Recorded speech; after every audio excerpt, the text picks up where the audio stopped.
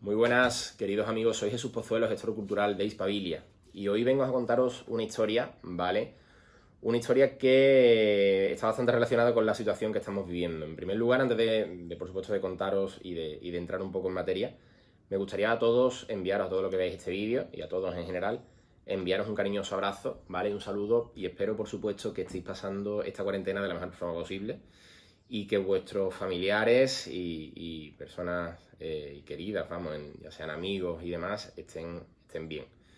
¿Vale? Yo estoy también en cuarentena, estoy en mi casa y bueno, estoy aprovechando también para hacer y leer y, vamos a decir, proyectar un poco nuevas actividades y demás, ¿vale? Pero también quiero aprovechar este tiempo para no dejar de contaros cosas, sé que muchos incluso me lo habéis pedido, y yo creo que la primera historia, la más idónea, ¿no?, para tratar en este periodo tan extraño que estamos viviendo y tan inaudito para nuestra generación, es la epidemia de peste, sin duda, la epidemia de peste bubónica que sufrió Sevilla, una situación parecida, aunque mucho más calamitosa, mucho más trágica. O sea, no se puede comparar en el sentido ni de condiciones sanitarias, por supuesto, ni de mortandad, pero bueno, ahí sí hay analogías que nos van a resultar muy interesantes, para que veáis cómo la historia muchas veces nos ayuda a entendernos a nosotros mismos como especie, ¿no? Como el ser humano, cuando ocurren estas situaciones siempre y es verdad, tanto las guerras como las tragedias de este tipo, de pandemias, enfermedades, siempre hace aflorar tanto lo mejor como lo peor del ser humano. Y yo creo que esta historia os lo va a mostrar muy bien, ¿vale? Es una situación que además pasó en nuestra ciudad, pasó en Sevilla, pasó en la misma época en la que estamos nosotros viviendo ahora mismo, entró en la epidemia en marzo y terminó en verano. Bueno, comenzó a remitir en julio, ¿vale? Y yo creo que os va a resultar muy interesante. Vamos a hacer una cosa, que es que vamos a partir por la densidad y la cantidad, vamos a decir, de contenido de argamasa que hay aquí con la que se puede trabajar. Vamos a partir la historia en tres, ¿vale? Aparte, así yo creo que os va a resultar incluso más excitante, ¿no? Y vamos hoy a tratar el inicio de la epidemia, ¿vale? Más o menos el mes en el que estamos, marzo, abril, y por supuesto el contexto histórico de la Sevilla del siglo XVII me parece muy interesante, muy importante para tratar después lo que ocurrió. Vamos a hablar mañana sobre cómo se desató la epidemia, ¿vale? Ya nos vamos a entrar en abril, mayo, junio, más bien, ¿vale? Mayo, junio fue el momento más caótico en la ciudad, los picos de mortandad y todo eso. Y el jueves, ¿vale? La tercera parte, vamos a hablar de cómo finalizó la epidemia, ¿vale? Las consecuencias que tuvo en Sevilla la epidemia de peste bubónica en 1649. ¿Vale? Y precisamente para entrar en materia, vamos a entrar ya en lo que es el contexto de la Sevilla del siglo XVII, ¿vale? Voy a ir rápido porque aquí hay muchísimas cosas que se pueden contar, pero es que tenemos un tiempo, y más ahora en el tema de los vídeos y demás, y hay que condensarlo mucho, ¿vale? Así que voy a intentar ser sintético, esquemático y dar en la clave, cosa que siempre, sabéis, los que me conocéis, que me cuesta mucho. Pero hay que hacerlo, ¿vale? Lo primero, entender que estamos en la Sevilla del 600, Sevilla del 1600. Un siglo de declive, de ocaso, pero todavía Sevilla guardaba vamos a decir, guardaba un eco de ese esplendor que tuvo un siglo antes, cuando Sevilla se convierte en la nueva Roma, como le cantó Cervantes, o en la Gran Babilonia, que fue esa Sevilla del siglo XVI, del 500. Sevilla obtuvo el monopolio del comercio americano a través de un edicto que se firmó en 1503 que le otorgó a Sevilla el absoluto control del comercio de ultramar.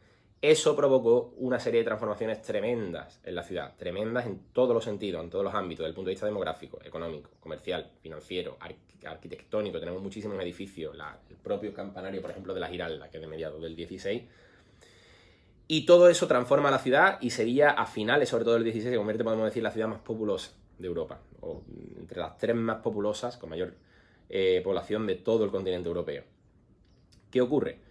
Nos situamos en la Sevilla del siglo XVII, es decir, estamos ya en el 600.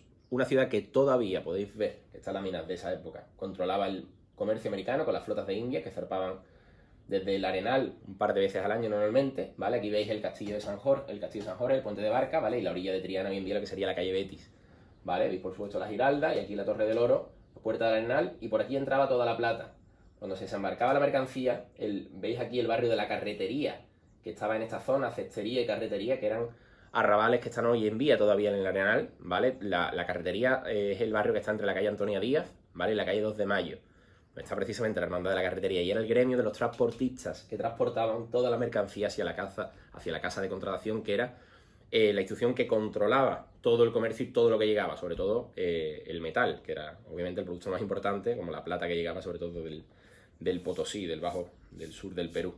Pero bueno, vamos a centrarnos y nos situamos en la Sevilla, en esa Sevilla decadente, pero todavía, como digo, con cierto eco de esplendor.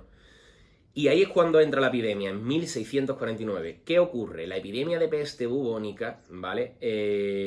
Normalmente las ciudades portuarias, las ciudades de trasiego, de circulación de personas y de mercancías, eran las primeras que recibían este tipo de epidemias y de enfermedades. ¿Por qué? Porque eran lugares donde constantemente entraban barcos con mercancías, con roedores que transportaban la enfermedad, y eso provocó que además Sevilla estuviese en cuarentena, porque la ciudad de Cádiz, nuestra querida y vecina ciudad de Cádiz, ya estaba contagiada en 1648. Sevilla había establecido una cuarentena en sus puertas y la gente no podía salir de la ciudad y no podían entrar vecinos de otras poblaciones que estuviesen contagiadas, ¿vale? Lugares como puertas como Puerta de Triana. La Puerta de Triana se situaba aquí, esto sería la avenida Reyes Católicos a día de hoy, ¿vale?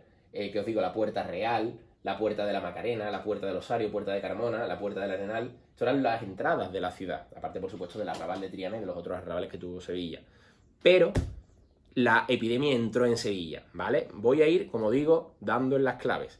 ¿Por qué entra en Sevilla? Sabemos que entra en esta época, precisamente en marzo de 1649. Nos cuenta una crónica que entra porque unos gitanos del barrio de Triana, de la zona de la cava de Triana, habían ido a Cádiz y habían traído unos ropajes. Mirad, esta es la crónica más importante, no es la única, pero es la más importante en relación con lo sucedido en Sevilla en 1649. Veis que es una crónica de la época, lo que se llama en historiografía una fuente primaria, es decir, una crónica que lo podéis ver, impreso en Écija en 1649, por lo que, vamos a decir, es bastante valiosa, ¿no? Porque es precisamente coetánea al suceso. Pues aquí nos cuenta esta crónica. Si queréis me enviáis un mensaje privado, ¿vale? Ya sea por Instagram o por Facebook o por el WhatsApp, los que tengáis mi número, ¿vale? Y os envío la crónica en PDF, ¿vale? La podéis leer, es del siglo XVII, no es muy difícil de leer, ¿vale? No hace falta saber palografía para leerlo, porque la verdad que se entiende prácticamente la totalidad, ¿vale? Aquí nos cuenta muchísimas, no es la única crónica, repito, pero esta es muy interesante. Nos cuenta, entre otras cosas, ¿vale? Y os voy a resumir, nos cuenta que en invierno y durante el mes de marzo y abril no paró de llover en Sevilla. No paró de llover y eso, o sea, se dieron, vamos a decir, todos los condicionantes para que sucediese la peor de las calamidades con la epidemia, con la llegada de la epidemia, porque claro, eso provocó que la ciudad estuviese completamente inundada, no había parado de llover durante meses.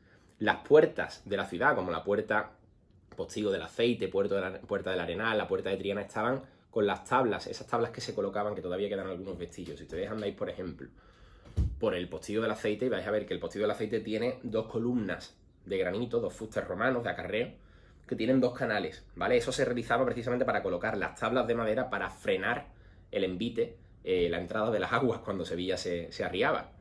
¿Qué ocurre? Eso provocó que la ciudad estuviese completamente anegada, además lo podéis ver incluso aquí en la crónica, y cuando se retiraron las aguas, en el mes de abril, la ciudad quedó completamente enfangada, llena de lodo, y además la ciudad quedó, según nos cuentan las crónicas, como, o sea, el agua, al cerrarse las puertas, quedó como una piscina, o sea, como una piscina de estas ¿qué os digo? Del Leroy Merlin, ¿no? Del Decathlon, una piscina que va subiendo el agua hacia arriba.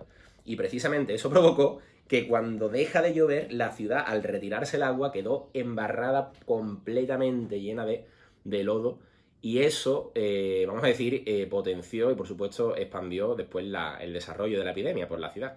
Sabemos que nos cuenta, lo que nos cuenta precisamente la crónica, es que en marzo, os he comentado antes, unos gitanos de Triana hicieron llegar la epidemia.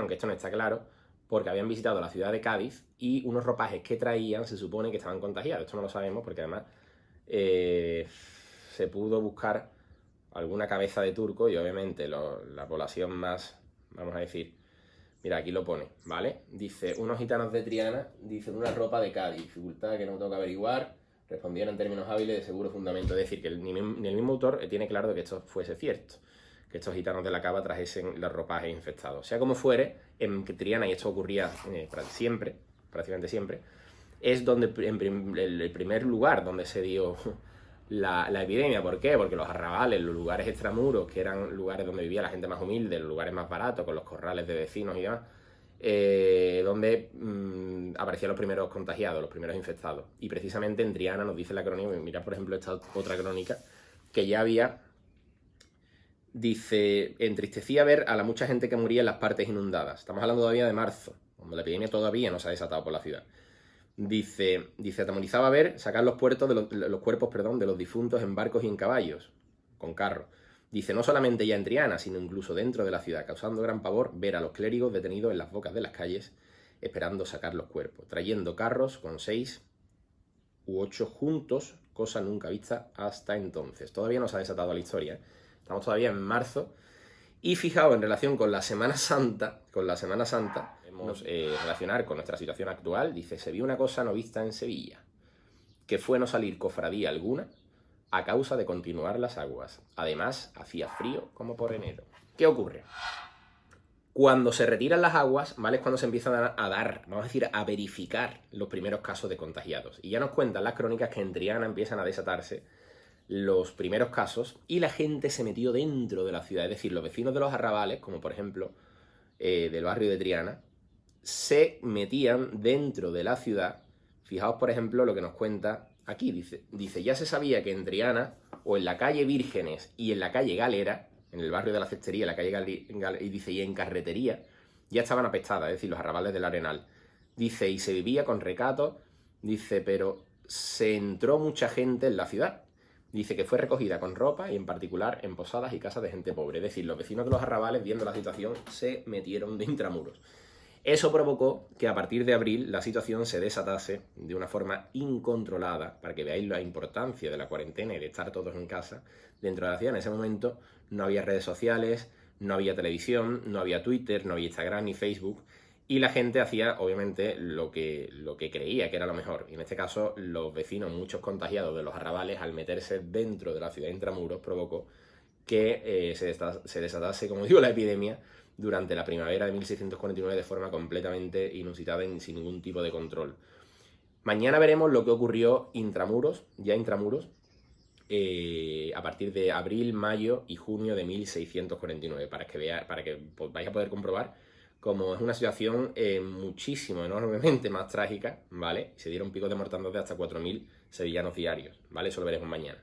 Así que nada, os envío un beso y con esta historia me despido hasta mañana, ¿de acuerdo?